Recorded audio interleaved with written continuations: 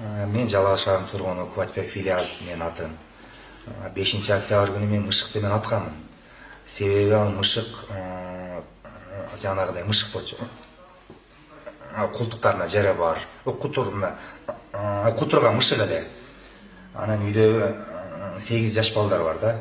Анан ошо жаш балдардан коркконуман мен ал мышыкты көчөгө чыгарып жүргөн болчумун. Кийин ал көчөгө чыккандан ал мышык там баштарда жашап, алигинде болуп калган экен, белгиде.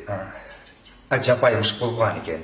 Кийин үйдө уже чөчөлөрдү жеп уже неме келтирди, уже бир зыян келтирди. Анан ал мышыкты тутуп, ошо атып таштады. Мен эми аны жанагы мынау элдер көрүшүн деле билбедимин, ал жанагы кокустан WhatsApp аркылуу тарап кетти да. Жалпы элден мен кечирим сураймын.